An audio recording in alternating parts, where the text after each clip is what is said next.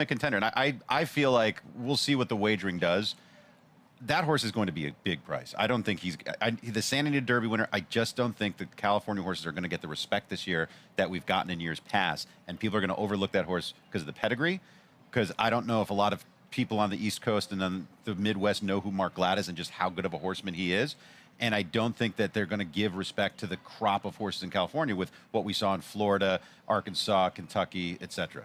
I would agree. I mean, if you're handicapping regions, which is what we do, Florida, kind of New York, Kentucky, Arkansas, and then the West Coast, probably most people think the West Coast is the weaker of the two, of the five regions there. So I think you're right with that. And I think the Mark Glatt story, the more that gets out, that'll get some what I call housewives picks, you know, people that just bet the horses once a year at the Derby and they like a good story. That's who we're all rooting for is Mark Glatt in that story. I think one good thing about So Happy, too, Mike, you said it earlier, his Thoroughgraph sheet looks really good. He's improving, and his buyer. And one thing about that, I love when horses improve their numbers the further they go. You don't want to see them decreasing their buyer as that distance gets further, especially to go 1.25 miles. Housewives picks. It's a term we use in England. Oh, okay. Like at the Grand National, at the Derby. No, okay. I don't know how people... Is that, yeah, I was going to say, in this day and age, it's probably not PC, right? Especially because you and I are 6 months away from being house husbands. At any rate, let's keep moving forward here on Breakfast at the Kentucky Derby. We saw So Happy, a major contender. Let's go back to Andy Biancone with more from the backstretch. Well, Mark Glatt just oversaw So Happy's work. Tell us about your impressions overall. He worked an easy minute and one. He looked great moving over the track. Yeah, he seemed to handle the track real well, and he's not a lot of workhorse by himself, especially by himself, and so I thought that was really nice. His gallop out was stronger than usual for him, and so overall I thought it was a good work. For the people who aren't familiar with horses, could you just describe a little bit what it's like to have a horse who's not particularly a good workhorse? Well, there's horses that you know, get real aggressive. They don't relax, and they'll just work fast. And then there are some horses that just kind of go through the motions. I think he's kind of somewhere in between. A lot of times we'll give him some company, but I thought, you know, going in a week into the race, we would lighten up on him a little bit and not give him a target today, and see how he got around there. Would you say he's a little bit more aggressive when he does have company? Yeah, he is. He's more aggressive. He was real good in his workout at Santa Anita last week prior to coming out here, and you know, but still just kind of does what he has to do even in company. He seems like he just has a very cool disposition. Does he kind of change on race day, or does he carry this calm, cool attitude wherever he goes? Well, he's calm and cool on race day, but he definitely turns it on once the gate opens in the afternoon. He's a totally different horse. He's all business and seems to know when it's crunch time. Well, So Happy. I know he's named for you, Mark, but I would say he's aptly named because he certainly looks so happy in everything he does. But best of luck this weekend. We're so happy you made it out here. Thank you very much. I think everybody in California, with the story of his wife passing, but also just in general rooting for Mark, because Joe, you know, kind of an unheralded trainer for the amount of success he's had throughout his career. He's consistently 18 to 20% trainer every meet. His barn never goes cold. I was going to say, I mean, I rode in California for most of my career for 18 years. And to your point, I don't think I've ever seen him in a so-called slump, which I feel like everyone goes through. And just an amazing horseman. He could do win an $8,000 claim or get a grade 1 horse just like that. He's just so meticulous there every single morning, very, very early. Yeah, he's there all the time, and he's a true started from nothing story. Started in the Pacific Northwest. You can see him decked out in the Seahawks gear there, unfortunately. Oh, but that brings back bad. Yeah. But he lived up there, and then he just took a shot one day to come down to I think it was Northern California first and then Southern California. Yeah, I think I went to Golden Gate first and then Southern California. And that was back when it was really, really hard for a trainer or jockey to kind of get in there and then slowly worked his way up. He's like Mark Cassidy, another 35-year overnight success. Yeah, exactly. Let's go to Joaquin. Yeah, Mike, we saw one of the Japanese contenders on the track earlier this morning. That was Wonder Dean, who won the Grade 2 UAE Derby in his most recent start. He has 6 lifetime runs, 2 victories. We'll check in with the connections, or try to check in with the connections and see how Wonder Dean cooled out this morning from his workout here at Churchill Downs. But you can see a group starting to form over here right now. The reason we made our way over here to at least this part of the backside at Churchill Downs is because we are anxiously awaiting the arrival of Danon Bourbon, the other Japanese runner in the Kentucky Derby. So I'm told that the van is here. They're just waiting to pull in here momentarily. I can see one van starting to come behind the trees right there. Might not be Danon Bourbon. We'll see here in just a second. But Mike, when you look at his pedigree, it's all an American pedigree. By Maxfield, out of a tap at Mayer. Keeneland graduate, 450,000, Mike. He's undefeated. He's a perfect 3 for 3, winning the Fukaru Stakes in his most recent start for Danon Bourbon, Mike. So we're just over here anxiously awaiting Danon Bourbon and his arrival at Churchill Downs. We'll get a good look at him as he steps off the van for the first time here in just a moment.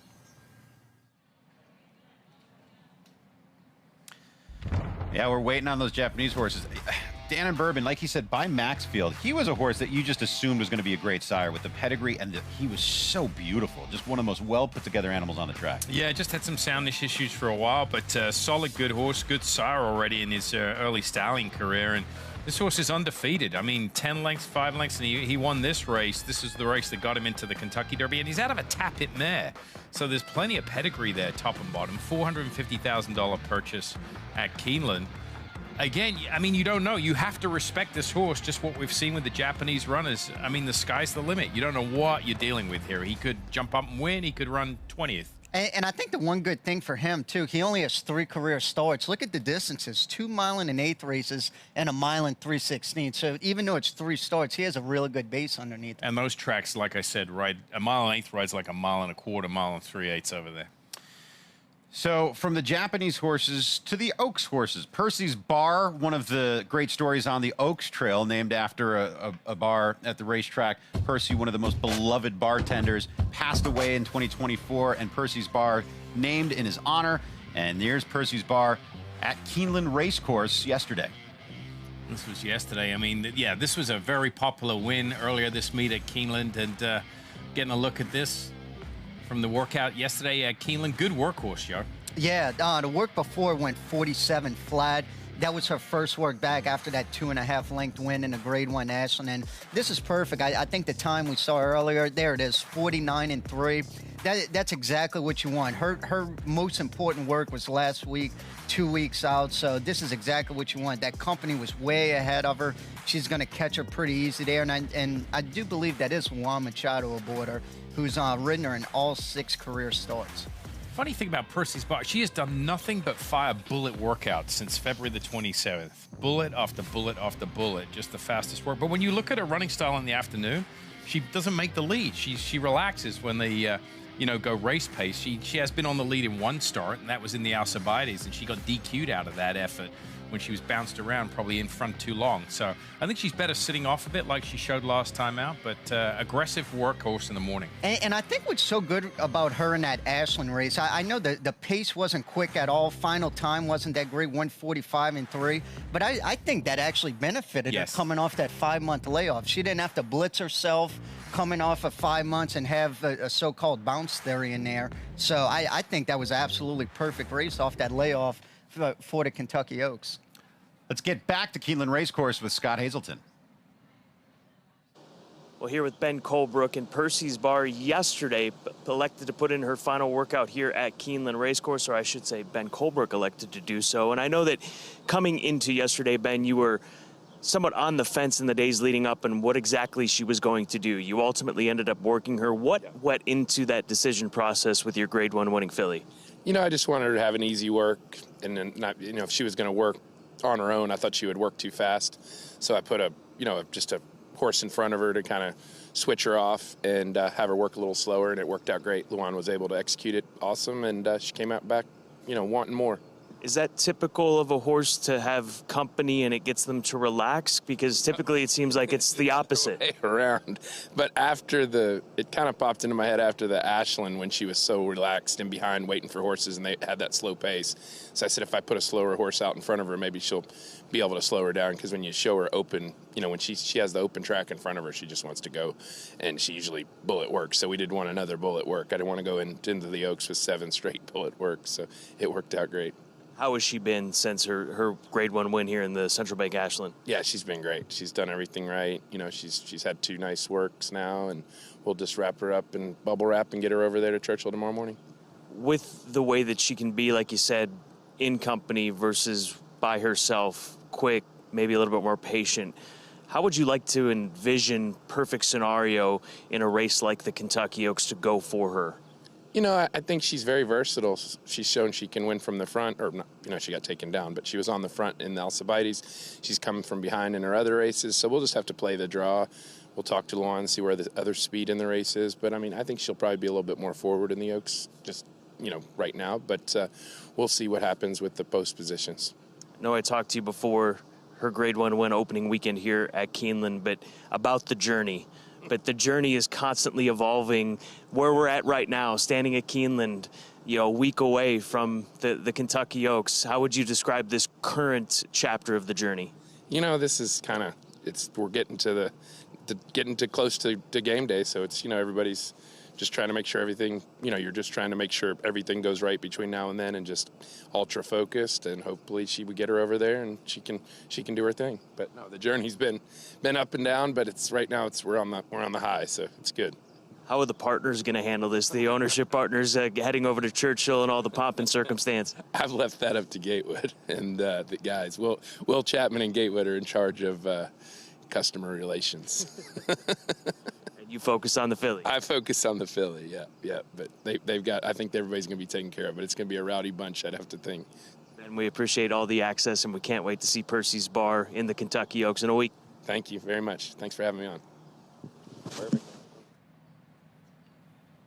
He mentions Gatewood Bell. Gatewood Bell has a tremendous record, picking horses out, getting horses at a high level.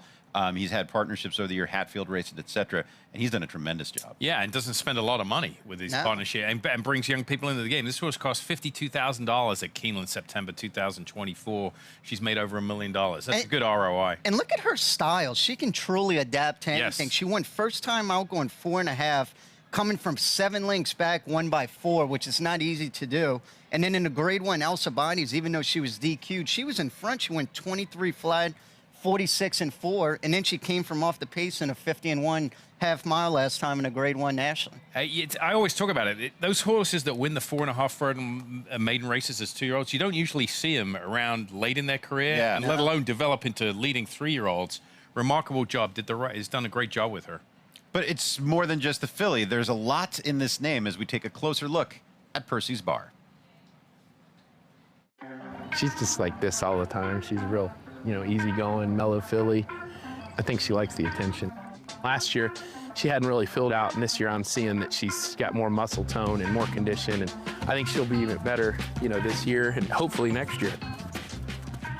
She's always been a good workhorse, but I will say that, these last few have kind of been pretty spectacular. When you look at her doing it and you look at your stopwatch, you're kind of like scratching your head every time, like, didn't look like she went that quick.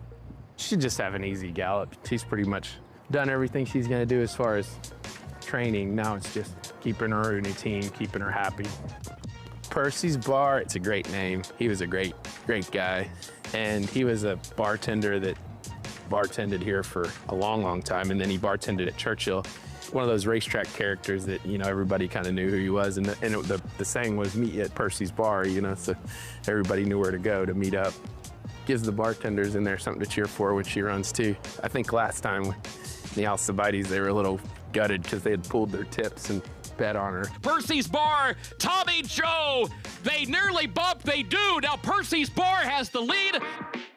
There has been a disqualification. Percy's Bar placed second. We've had all the emotions, even in the Breeders' Cup, you're kind of thinking, oh man, she's gonna get the rail run and make a race of it, and then next moment she's bouncing off the rail, and she just had some tough circumstances, you know, that she's had to persevere through. But, you know, everything I've ever asked of her, she's obviously done.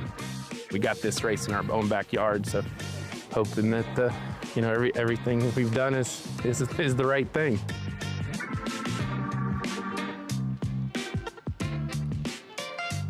Well, she's seen a lot of adversity, which helps. I mean, she has gone through the battles on the racetrack and still performed well, even like we saw when she got bounced off the rail in the juvenile fillies. Yeah, she's done a little bit of everything. I think she's, you know, from a trainer standpoint, she's checked all the boxes. You know, she's won a 4.5. She's shown the ability to win early. She's won around 2 turns. She won a grade 1, and she's won a first start as a 3-year-old. I think she's got another big jump forward in her. No, for sure. And I just love how she's able to adapt pace-wise. If they go quick, she can settle right off. If they go slow, she could be right behind them. I think that's going to be absolutely ideal in the Oaks. Let's take a look at that Oaks leaderboard with all the points and how it shuffles out with the 14 horses that'll be making their way into the starting gate. Percy's Bar with the second most points at 114. But the leader is Meaning, based in Southern California for Michael McCarthy.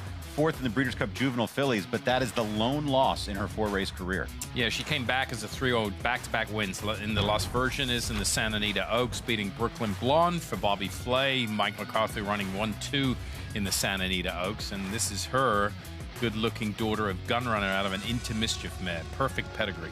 And one thing, getting back to that Breeders' Cup Juvenile Fillies race where she was 4th, beating only 3 3/4. That was off a 6.5 furlong maiden victory at Los Al. So, I mean, she was stepping up big time and took sneaky money, too. It was only 12-1 and then won her 2 races coming back as a 3-year-old. Well, I mean, that pedigree is about as good as it gets with Gunrunner on the top and then Into Mischief, the sire of Figure of Speech or Dam. She is bred in the purple. And that might have had something to do with the fact that she took some money in the Breeders' Cup Juvenile Fillies, but that was a nice performance to be 4th that day. She really is coming into her own. 4 races under her belt, and she's really developing into a top-notch racehorse with that grade 2 victory last time out in the Santa Anita Oaks. 5/8's work earlier this morning, and this was a minute. And again, you know, when we put into perspective times, that's averaging each 1/8 of a mile in 12 seconds, so it's a pretty decent workout. And she averages 5-minute workouts pretty much on a routine basis. Here's Always a Runner. She's on the outside here for trainer Chad Brown. You can see just coming around the turn. She's his filly version of Emerging Market, pretty much. She's had 2 starts, 2 very impressive wins, winning the Gazelle at Aqueduct, and again, another daughter of Gunrunner, and Always a Runner breaking off here in 12 and change, and she finished up in 1 minute and 3/5. And typical of like a Chad work. You see a lot of his horses working company like this. His horses and Steve Asmussen's look very similar to the way they work in the morning, right? Yeah, you're not going to see them blitz around there in 58. And if they do, they're an absolute freak because every time they work, they're under a stranglehold, which, again, this is absolutely perfect. 1 minute and 3/5, 7 days out from the Oaks. That's exactly what you want to see. Always a Runner.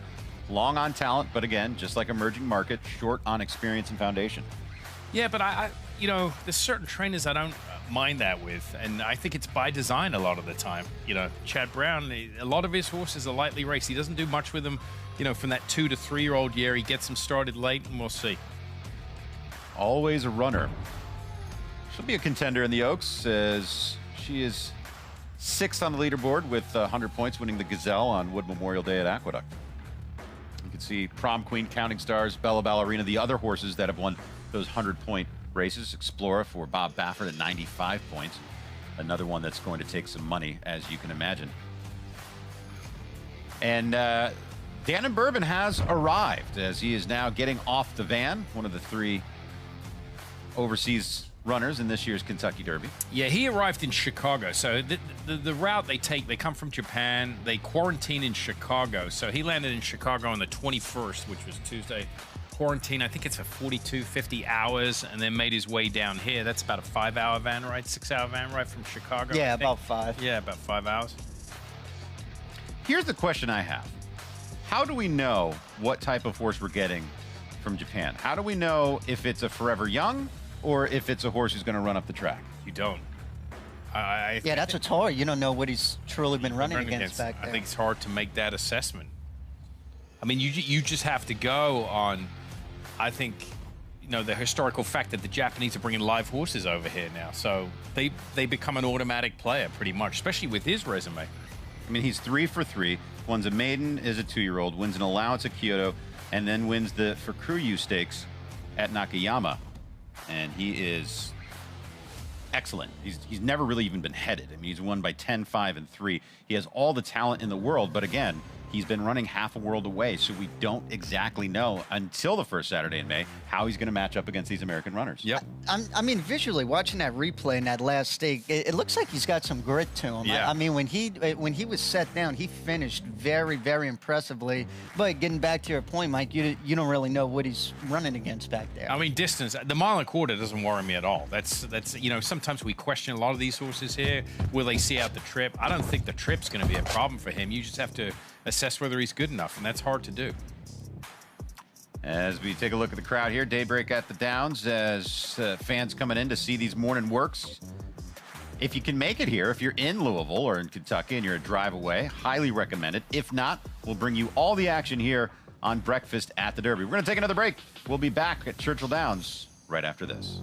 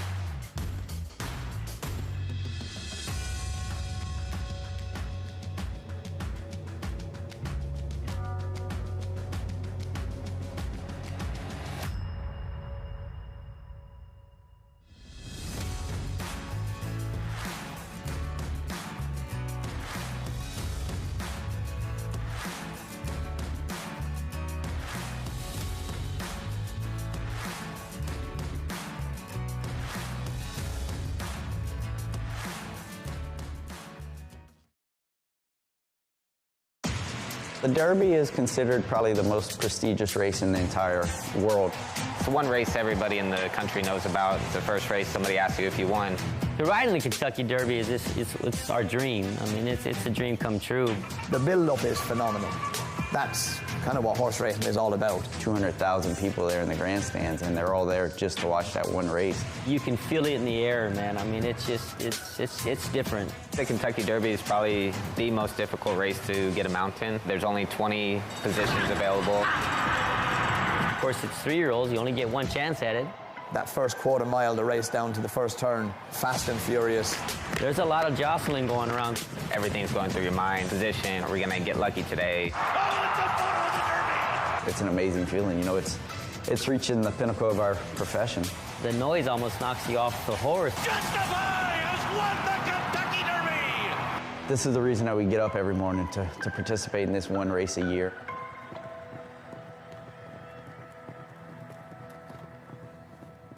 There's two things that get you out of bed in the morning: inspiration and desperation.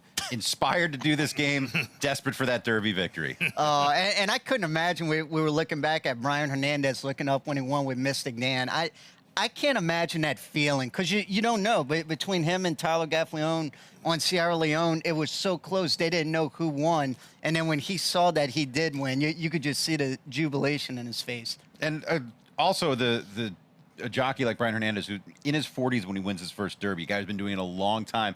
another 20-year overnight success. A lot of talent, but he spent days riding at Mountaineer and smaller tracks before he made it to the big time. I remember they had a feature on him. He was struggling at one time. He was actually thinking about going back to Louisiana, where he's from, and starting. And then that's one thing about horse racing. You just keep waking up, keep grinding, and he won a Kentucky Derby.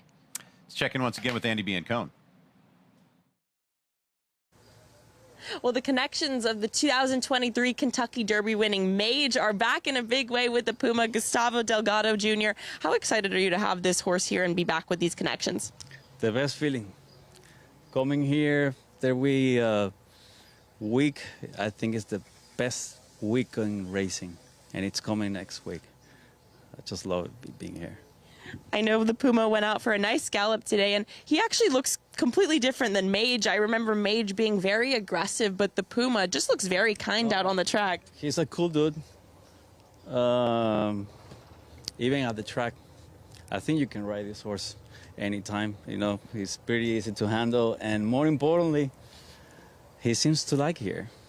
Don't tell me with a good time, because you can put me in, coach. But what is his week going to look like, and when can we expect to see his next work? Well, we were planning on the last race before coming here was a really nice strong. He went a mile 97 change, and he did everything so perfect that we think that wow, that's it. We don't have to do much.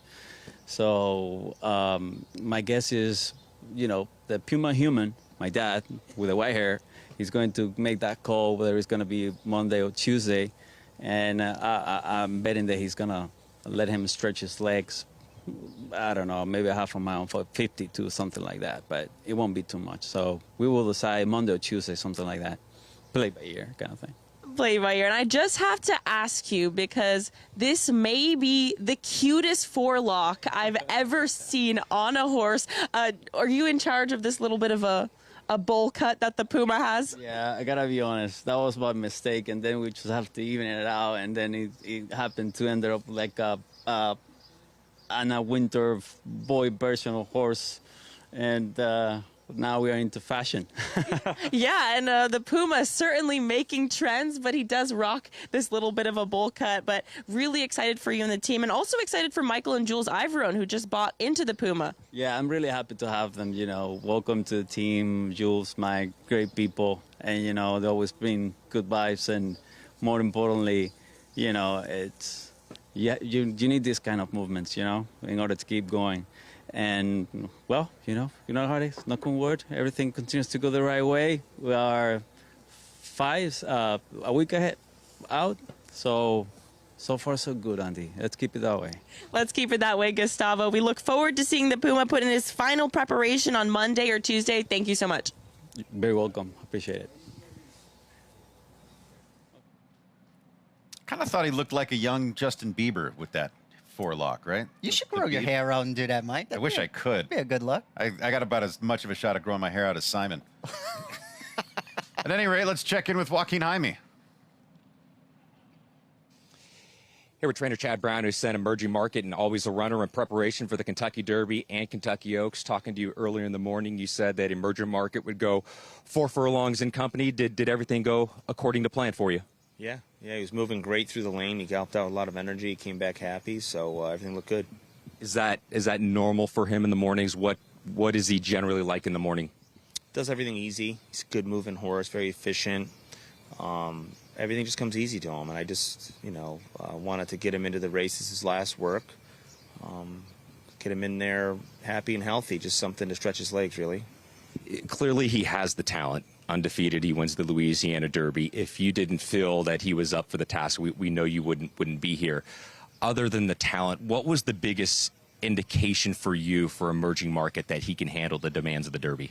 Mentally, the horse is very intelligent. He's a cool customer. Nothing seems to bother him. And having been here a few times now with other horses and or at least having a good idea what it takes to not only run in the Derby and run well in the Derby, but exit the Derby the right way.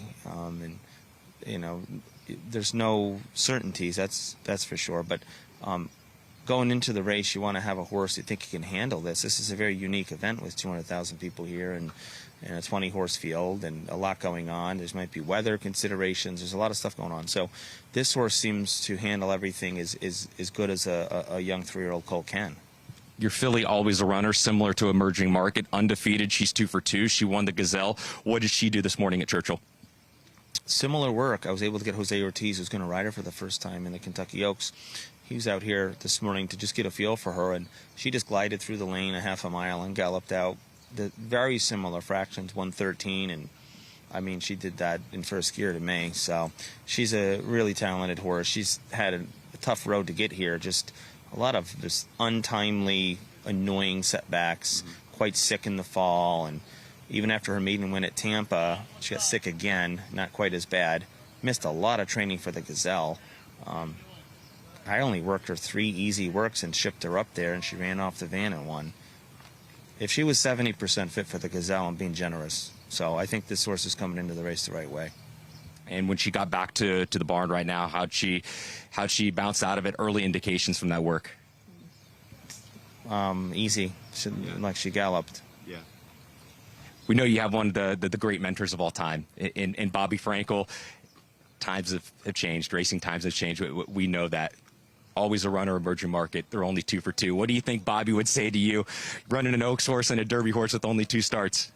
He won with Flute. How many starts did she have? I got to look that up. I think it was her 3rd start. Wow. So I got to look that up. But so he's done it. You know, he taught me a lot just to use your judgment, look at the horses individually, train the horses individually. That was really centerpiece of how Frankel trained horses. Yeah, everyone has a system, and generally we have, you know, schedules and systems for horses, but inside those systems, he always really looked at the horses individually, as I am, and these are just special situations. And as far as Emerging Market goes, I mean, you look at a race like the Derby, the one race that eluded Frankel, I mean, he won everything else. He had some bad luck in the Derby. At the top of the list would be Empire Maker, really, and the horses out of an Empire Maker mare, so I think that's a good omen for me. Chad, always appreciate the time. Good luck next week in the Oaks and the Derby. Thank you. The thing that stands out, Always a Runner was 70% fit in the Gazelle. Yeah. I mean, you don't usually hear sound bites like that from training. No. Dead honest. I had 3 works, put her on a van from Florida to New York, and boom, she won. And I think another thing to take away, which kind of what I mentioned earlier, did you hear what he's quietly confident with Emerging Market, I think. The 2 starts, and you could hear it in his voice, and it's what I touched on. I think the key piece for me as a former trainer is he said, now I've been here a few times, and I know what type of horse it takes. A guy that's been here several times wouldn't just be bringing a horse with 2 starts just for the sake of it. He knows that this horse can handle it. And I've always said the difference between a good horse and a great horse, if they're all got the same physical ability, it's here that makes the difference, the mind. And you need a huge mind for a day like this. It's not like he's 0 for the Derby. He almost won it with Sierra Leone. Exactly. I mean, they were an inch away. Zandon was placed as well. I think So he knows what it takes. By the way, the show continues on YouTube. At 8:30, you can watch the streaming on YouTube. Check it out on the FanDuel Racing channel. Right now, though, it's time for some barnstorming with Andy B. Ancone. When horses go to the races, you often see their legs wrapped up in vet wrap, and this is a super common practice. It just gives them a little extra support as well as protection in case their legs get cut up. Sometimes on certain tracks, some horses with longer pasterns could have a tendency to burn the bottom of their fetlocks as well, so vet wrap is just something, an additional measure taken to make sure that that doesn't happen, but it's important to apply pressure on the front of their cannon bone, but not on the back of their tendon. So I'll always just pull a little bit, attach, sticks together, and I'll leave a little room to come down. I like to go 3 times around the ankle. This is her hind ankle, but like I said, that vet wrap is just going to protect her. Super important that you have a V in the front, which is what I have here, but I'll just go 3 times around, just to make sure that she's got a nice layer of protection. Obviously horses weigh a lot. There's a lot of pressure when they're running, so I will just work my way up, adding a little bit of pressure. on the cannon bone, not on the back of their leg. And I will just go right up to the top. The great thing about vat wrap is you don't have to really worry about it coming undone. Like, you couldn't race with polos or elastics because it would just be too much of a risk that they could possibly come undone, but vet wrap adheres to itself. I will secure it with a little bit of elastic tape, electrical tape. Everybody's different. Most people will do 3 rounds, but again, you don't want to put pressure on the back of their tendon, so I will always pull out like this, wrap the inside gently, and pressure on the front of their cannon bones is okay. You can see here, she's ready to go to the races.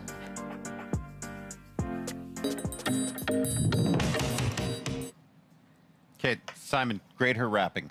Oh, I'd give that a 10. Yeah, 10 out of 10. 10 out sure, of 10. right? I could still get down there. 10 what? I thought we were doing 5 roses. What's All right, 10? 5. 5? I don't 5 know. roses. 10. Yeah. 10 Grade out of that. 10. 27 out of what?